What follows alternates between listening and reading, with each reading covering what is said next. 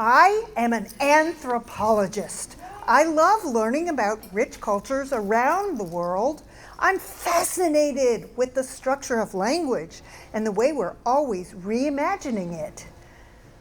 It's my business to recognize deeply connected truths. I am trained to observe before jumping to conclusions, and this is why I am able to leap tall assumptions in a single bound. I was gifted with the title of Mommy when I was 34. Holding my newborn, as many of you know firsthand, is like nothing else, except maybe when our second child made her entrance 3.5 years later. So at age 15, my firstborn became aware that they are ace. Asexuality means you're not driven by sexual physical attraction, but it does not mean that you necessarily cancel intimacy, love, or romance. Knowing they're trusted and loved is our most important job as parents. So my first reaction was, cool. I wish I had that kind of language when I was 15 and getting all this unwanted attention and pressure.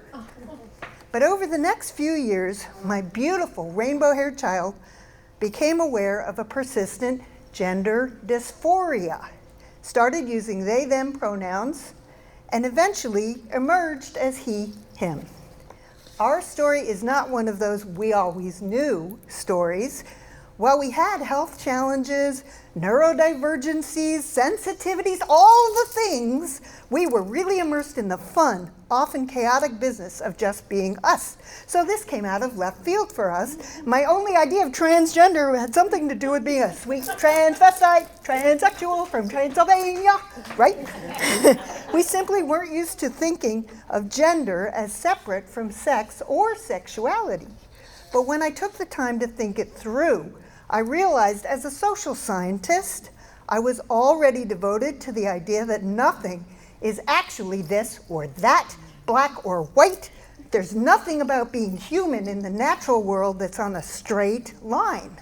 Still, those first few years were fraught with emotion, guilt, and worry when we caught ourselves using the dead name, which is the name we gave our child at birth, which no longer serves to reinforce our love and acceptance of them. And I've always been borderline grammar police. How can I call one person they? Until a Baltimore Sun editor explained that the singular they has long been in use, and it was our educational system that insisted on the plurality of they, them. So then, as the emotional roller coaster continued, I found myself shocked and disgusted when I had to slap boundaries on talking about my child's genitals. This was because I made the mistake of confiding in strangers, thinking they'd also be proud of my son for being true to himself. And I admit, both my husband and I felt a sense of loss, at least for a moment, until we realized that other parents who were talking about grief were really doing a co-opting, because so many parents actually do lose their children. So I grabbed myself by my own heartstrings and stepped back into my positive-leaning stance. Nature, my family, settled into fascination, delight with our teenager being actually happy, and wonder over the warm-hearted, creative people he surrounded himself with. So we had to let go of the idea that I created a mini-me to realize some stodgy idea of the pathway I carved for them. But those are not actual dreams or losses. There is nothing here to really grieve. These are shifted expectations. They make way for something even better to unfold. Watch my son become the best teen librarian ever. Watch my son rock his colorful style. Celebrate with my son when he finally finds the sweetest, most loving partner I could ever imagine. Because here's the thing. When we sink into full grief over our child's own self-realization, we reject ourselves as the loving, accepting, and proud parents we really are.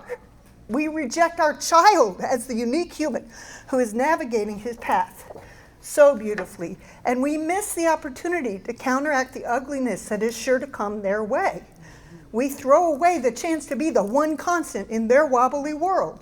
So no, it is not a loss. It is not even a gain. It's a shift towards all of who they really are and can be.